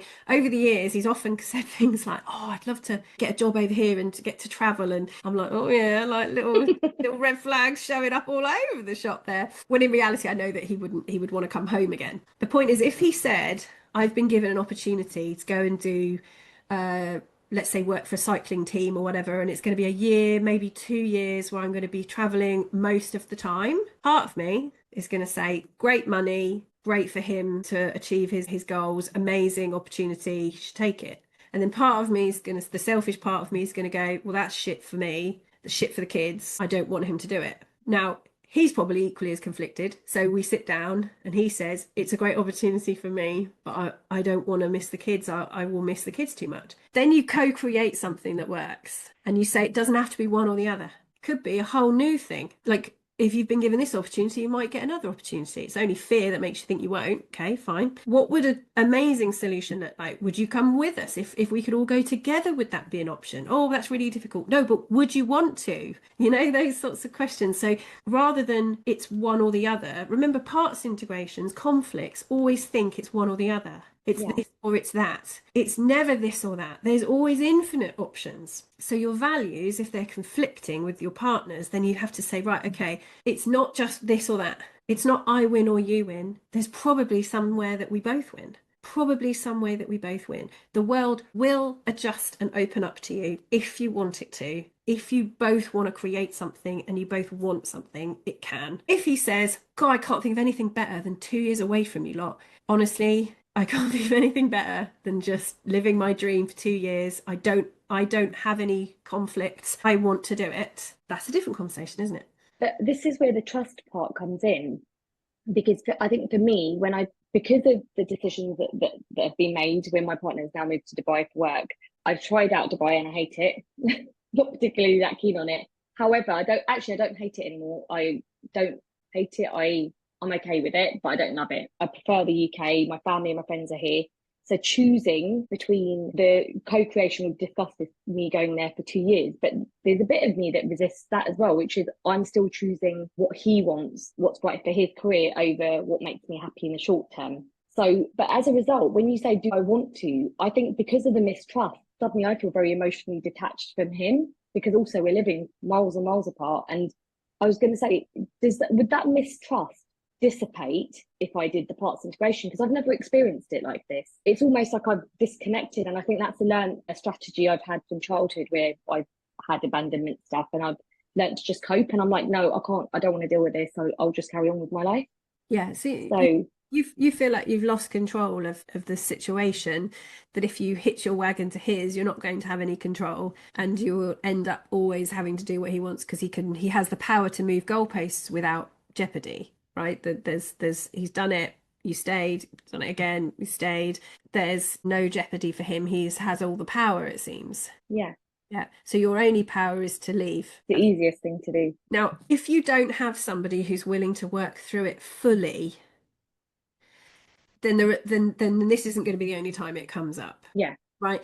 It should bother your partner enough to sit and work it thoroughly through to completion, however annoying it is to do it. Because when somebody says, yeah, but I don't have a choice, like I don't have a choice, like I have to pay the bills, so I have to take the job, so that's the end of it. They do have a choice. Yeah. It's just that's the easiest choice, because they're not really having to make a choice, are they? Because you're not saying what the consequences are of them making that choice, the real ones. Do you see what I mean? You're on the fence, like, like I don't really want you to do that, but you're not saying you can't have both. Yeah. So he can't make a proper decision because he's not being forced. He's not being shown the real options, if that makes sense. Yeah. Like if I said, if you said to him, and I'm not saying this is the option, I'm just showing you to help you think in different ways. If you said to him, if you take that job, I'm not coming. That's how much I don't want to live there. I don't want that type of relationship. If you take the job, you are choosing the job and you are not choosing me. Just let's be really clear about that. And then that person can think about it more clearly. Okay, job or partner. Then they're in the real conflict then, because they actually can feel into what the conflict is. Do you know what I mean? When it's like, well, job, or she's mildly pissed off with me. Job, or she's mildly threatening me. Yeah. Not really right. Or, fear of not having any money. She's mildly pissed off with me. Yeah. It's not an equivalent decision to make, is it? Whereas if you say, I've resolved my conflict between my value of being with somebody and having to follow them around the world, or whatever the value is there. I've resolved that. I now know this is the most important thing to me. My value of being together my value of being at home trumps being together, my value of feeling safe at home in my environment trumps being with you. Yeah. That's no different than the conflict he's dealing with, which is work, partner. Yours is home, partner. So that isn't something you can work on alone then, is it? As in, like, if we were going to... It's a shitty situation. I mean, there's no two ways about it, right? That you're both in, you can both understand how difficult and impersonal the problem is. Yeah. It's not personal that he's not being chosen. It's just that value of being at home is so important, or value of not being away from home. So I would say for him, look, deal with the away. Like if this was an NLP course, deal with the away froms. For him, timeline the away from, whatever the reason that you're scared to not choose the job. What fear comes up, timeline that. And that's something he would have to do though, isn't it? Oh yeah. And for you, the fear of being away from home, or not having control over that, not being safe, and so on. That's all you can do, because then you can actually say, right, okay, I can make a more logical decision now because I'm not frightened of losing this job or not having any money. That's not a big fear that's coming up. That's the way to move your values around. Do you remember? Because your values are there because of rarity, or because you've been trained that something's really important. But in his case, I think it sounds more like, maybe there's the importance of, there might be other values of success and, achievement. Yeah. Get it out on paper. Show them on paper why it's such a difficult choice. And then when you get it out on paper, these are the things that you get from doing your job, and these are the things you get from me, which is the sticking point here, which is the one that you lose if you come back to the UK, which is the one that's threatened. And is that I think it's more a case of he's tried applying for jobs in the UK and it's not happening. The market out in Dubai is better in his industry. Sometimes it feels circumstantial, and he even said to me the other day, he's like, look, I have applied, but I haven't heard back. And so I think it's almost like I don't know if it's a belief or reality. That's the thing I feel stuck with. I think expecting him to make the choice that you're not making, I think is reasonable. I think you need to be the one, because you've done you've done more work on yourself. I think you need to be the one to say, what do I want most? Assuming he doesn't change, and he doesn't change his value system, because now you know what his value system is. Yeah. Assuming he doesn't change that value system, is that the person that you want to be with? Not the love. Yeah, I wouldn't want it always to be work over me. Okay. So if you know that that's what his value is, that's the conversation. Are you open to changing that value? Because if you're not, I don't feel like this is a safe relationship for me. Yeah. Because I would rather be homeless in a box with Nick than him be away for 2 years earning money. Yeah. You can earn a fortune on oil rigs. There's a reason that I haven't sent him over there. Do you know what I mean? Like, yeah, of course. It's harder to have an affair over there as well, because they're mostly men. I mean, it's a good idea in some respects, but the reason I haven't done it. So you need to accept that the decision is as difficult for you as it is for him, and therefore you've got to do your bit first, because you can't ask somebody else to change their values if you're not willing to look at your away froms. Yeah. And then you can sit down as two grown-ups and say, right, your value system is this. Where do I come on the list? Yeah. Yeah. What my desires, my needs, my desires come here. On my list, you come here after being at home, being around my friends and family and stuff. And that's okay. But do you want to change that? What does that relationship look like if you extend it into the future? Yeah. Is there a basis here that's going to support both of you? Because I know that Nick comes first, top, above anything. If he says, I don't like this house, we need to move, then we're moving. If he says, I need to go away for 2 years, I'm going, I hate it. But if that makes you happy, then we'll cope. It's too late now, I'm attached. You know what I mean? If it was going to make him miserable and resent me, then no, go. We'll cope. We'll come out and see you. We'll find a way. Yeah, I think that's where I'm actually realizing, like, maybe I have to have a bit of flexibility, but it feels strong in me, like the resistance. It's hard to have flexibility if you know it wouldn't come back the other way. Like, it's so easy for me to put him first because I know that he would put me first. Yeah. That's why it works. Do you know what I mean? It's much harder if you know you don't come top. If you know financial security and work and achievement come before you on the list, that's hard. Yeah, exactly. And that's what breeds resentment, doesn't it? I think. But then, personal responsibility, if you come above somebody's financial security, you better be willing to provide financial security for yourself then. That's the payoff, right? Is that never in a million years would I expect Nick to both put me first and have to economically provide when I'm not. Do you see what I mean? It's like, because otherwise he's like, well, how do I earn money then if I have to go over 2 years? If I say no to the gig where there's loads of money, but you still want me to economically provide, that's a bit unreasonable. Yeah. So I know him first, then money, and so on. Yeah, I think there's definitely something in that, actually, Jess, because I think I've said I'd like to stay at home if we had a child, if I could still have one. And I think this is his way of providing. Right. So actually, you have some conflicts to resolve here. Yeah. And that's okay. That's okay, because you're coming together as two different people. There are going to be conflicts to resolve, and it's really okay. And this is probably more for next week, or the week after, the values and beliefs, in relationships and how important they are. Because, this is a great one for that. Okay. One thing that I didn't get to today, I'd love to. I've put it in the WhatsApp group, which is the emotional intimacy questions. These are so good. The emotional question. Just start asking some of them. You don't have to ask all of them in a row, but just some of them. And I'll just give you I'll also put in there what I would say are questions to ease you into emotional intimacy. True emotional intimacy, come together, do your attachment, attachment styles, look at your triggers, look at your, your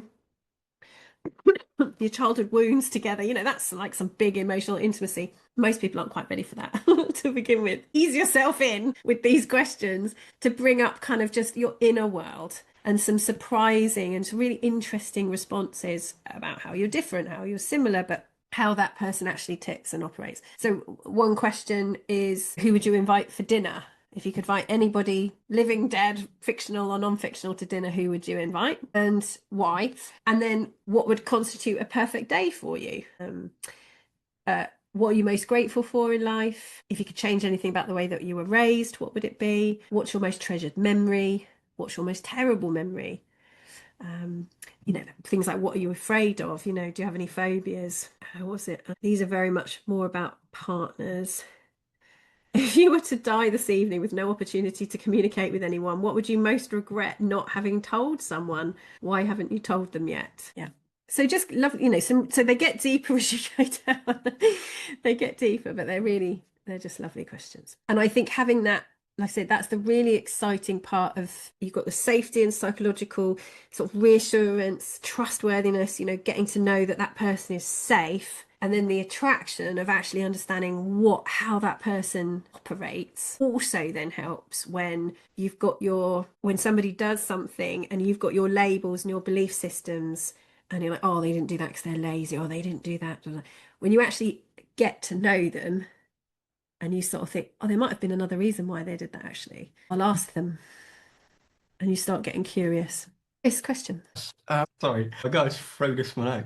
So as men, we're told that women want to hear about this emotional stuff. And when we offer it, it's like, we don't want to know that. So, okay, men and women. So let's go back to, if this is about being in a relationship. Yeah. So this is when you're already in a relationship. If you ask a dismissive avoidant a question and then listen and wait for them to answer, they will usually be so shocked that somebody actually has paid attention to them. They will often be very uncomfortable that somebody has asked them a question because they are not used to being the center of attention. They're not used to being cared about in that way. Do you know what I mean? They're not used to having it made about them. Dismissive avoidant will often poo-poo things like this because they see it as you're getting more ammunition. No, they're like, oh, I'm going to feel vulnerable, exposed. You're going to use this against me at some point. I know that. It's not easy to do it. That's why you ease yourself in with a little question here and there. That's what you've asked there, or you mentioned there, is the same as before about if you are an anxious attached masculine energy and you give loads of emotional information about you or intimate information about you to another anxious attached individual, no, they won't be interested if you're not already together. Does that make sense? Yeah. Because this is why I don't know if you've ever seen it remember if it's like in films or something else, but if you wanted to get a dismissive avoidant man to fall in love with you as the anxious attached female, you would sit over dinner and you would, you'd ask them lots of questions and you'd say, oh, so where did you grow up? Wow, that must have been really interesting. Wow, your family's still there? Do you ever visit? Oh, that's interesting. Oh, okay. That must be really hard for you. And you talk about their childhood and you talk about their experiences and their emotions, and they will be so imprinted on you by the end of the conversation because they've never had anybody made them feel that scene before and make it all about them. Yeah. Yeah. So they'll then be imprinted on you, and then if you then go manipulate and protest behavior, they'll be shocked, they'll be upset because I thought this was going to be about me for the first time in my whole life, and then no, anxious attached, no, it's about me, I tricked you. So I think the dismissive avoidant is just not used to being the center of attention, genuinely the center of attention, and having somebody listen and validate everything that goes on for them. So they are more likely to surround themselves with people that, they don't want to, it's not about you, it's about me. That's very much more likely. But then you know that you're not with the right person. Yeah. You would, at the moment, your attachment style is going to much more likely attract the dismissive avoidant female. And if you are dating anxious attached women because you give off helper vibes. You know, if you give off the hero vibe, you're going to attract the anxious attached women, and they aren't going to want to know shit about your emotional inner life because it's about them, and they want the helper. They don't want the need, the person with needs. That's the way to think of that. So you basically, I was going to swear then, but you're basically done for either way, aren't you? It's like there's no winning. You're not trying to win. Not Well, about no, I mean, you're never gonna ever get what you want. So, do you want what kind of partner do you want? Someone who loves me deeply. Okay. Someone who loves you deeply. If you become more and more secure in yourself and you do all the childhood wounds, Yeah. then you'll aim more towards somebody who is secure because you're more secure, and that person will be able to show up for you, let's say. The need to be loved very, very deeply by somebody is sometimes too much. I wouldn't tell them that. But the point is, that's what you want. If you get an anxious attached at the moment, if you get another anxious attached, they will love you very deeply, but in their way, and they'll want their needs met. They'll want you to love them very deeply in whatever way that means to them. It might mean that you end up not getting your needs met because you're busy meeting their needs. Yeah, they might love you very deeply, but there's a difference between love and need. And so you're much more likely to feel loved very deeply by a dismissive avoidant because they're not used to coming at you wanting anything. They're much more likely to come in servitude and devotion, but you get less from them. Yes, I don't get either way, do I? So you don't. So the only way out is to heal the need to be loved, because the only way to actually receive love is to give it. Well, that's what I do. I give it. I overgive. That's my problem. Right. But it's to feel the love that you're giving and deal with the need underneath it to be loved very deeply, if that makes sense. So there's more stuff in there than we can talk about. I'll just stay single. No, don't stay single. This is about, because this is how we grow, is through relationships, not by being on our own. It's by having these, the terrible experiences that we understand. Yeah, okay, I've still got stuff to work on. First thing is you're loving, but remember that's what you want very deeply, is for somebody to love you. Yeah. So if you're not showing up, expecting and receiving, you won't get that. You'll find people who are, buckets to your hose, as it were. Right? But if you want to be the bucket, then you can't be the hose. As men, seriously, I'm in a men's group, and they say that is not the way to be. Maybe that's your first mistake. You shouldn't be saying your wants, your needs as such. Look at I would say be careful about being part of a men's group because they're not all the same. Oh, that's true. And if they're saying men instead of who knowing what you now know about attachment styles, who in that group is dismissive avoidant and who is anxious attached? I only like briefly look at this stuff. I don't take too much notice of that. But because this is, if you're talking, if you were standing in front of David Dada right now and he'd be like, right, let's call you into your masculine, Chris. Let's call you in so that you can be the oak tree to some woman testing you. Deep down, you're dying inside because actually you just want to be held. You just want to be loved. You want to be kissed. Do you know what I mean? You just want to be chosen. You just want to be together and watching, movie on the sofa with somebody. It's the whole masculine feminine thing is getting you sideswiped. Do you see what I mean? Because that works for masculine feminine. What you're talking about is attachment style, and you are the minority because you are masculine, anxious attached, and that needs work. Yeah, just so that, because it would if you were a female anxious attached. Yeah, because it's the fear of abandonment. I desperately want, but don't expect to be lavished attention on or to receive. What I expect is for it not to be about me, to be confused and left, and to have people be selfish and confusing. Does that make sense? So that needs work first on your blueprint. Yeah. And then when your expectation is, actually, I'm so worthy of love, but I love to give love, but I don't need to give, I don't need to help people. They can help themselves. But my worth comes from just being a human being, not because of how I help them or what I give to them. Yeah. I've known you for a while now, Chris, and you're just one of the loveliest men. Women don't want that. Women don't seem to want that. You're talking about women. as like they're all Once I met. clones. Because I would say no, but men don't think like you, Chris, so you can't be a man because men don't think like that. True. Men don't want to be loved. They want to control and dominate. That's what my women's group says. I have to be subservient to make them want me. Do you know what I mean? It's like, it doesn't work, does it? So forget the men woman thing. Just think your soulmate, what's she like? Go meet her. Those men aren't talking about her when they're talking about what women want. You don't want all women. You want your soulmate. Yeah. And she love you to pieces. Yeah. She'll think you're the cutest little button ever walked the face of the earth with muscles. She's going to like, so lovely. So find her and don't try and be something to get her. Yeah.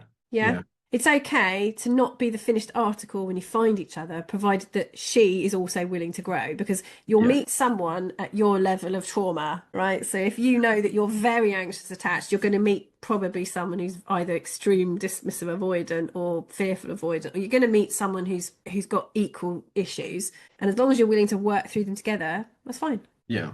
No one has to be the finished article. Or you might meet someone who's lovely and secure. Yeah. Just choose your soulmate. What's she like? What's the perfect woman for you like? And then allow yourself to receive that, Chris. Yeah.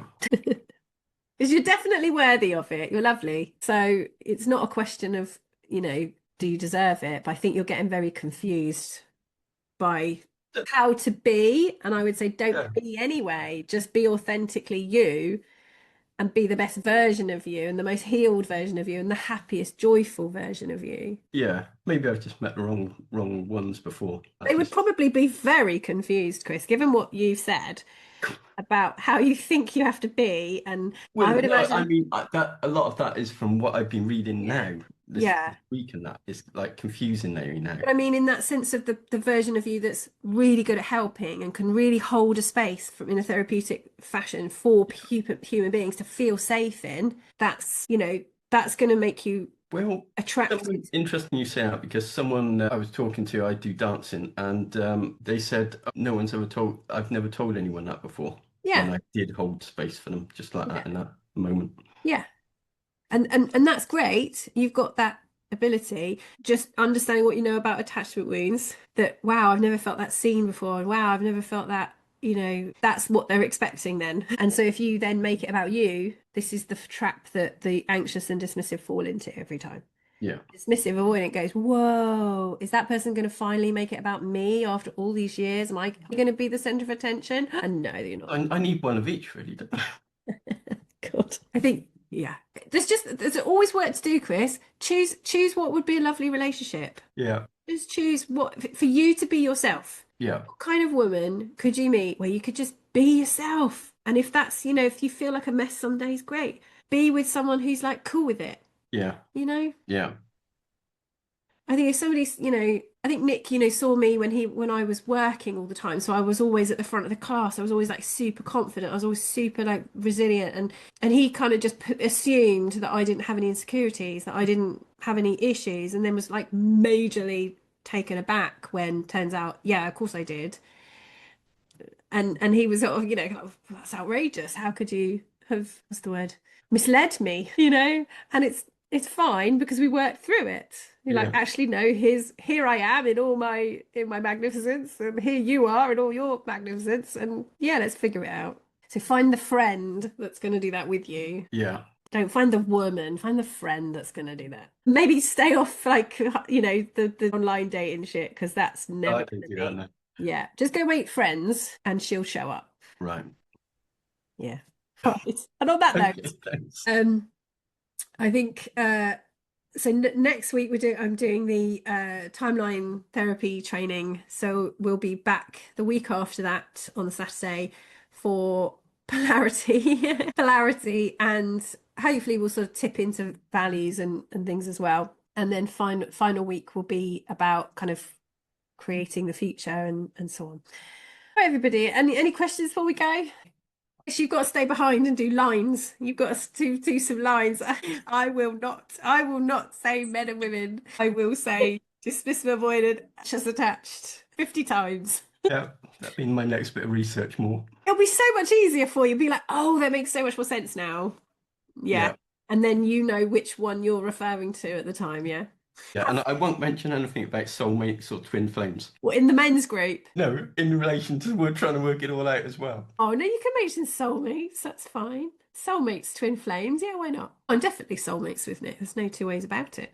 Because they have, but they bring different things, don't they? Oh, they bring a whole bunch of pain, torture, all in the guise of healing and karmic, connection. Fuck yeah, it's painful as shit, but it's, that's what soulmates do. It's not all roses and cornfields. Do you know what I'm saying? Yeah. That's what it's not what it's for, Yeah. But I'm all for soulmates, yeah. Oh dear. Right. Okay. Any questions? Please feel free to ask me in the group. Otherwise, I will see you in a couple of weeks' time. Thank you, Jess. You're Thank you. amazing.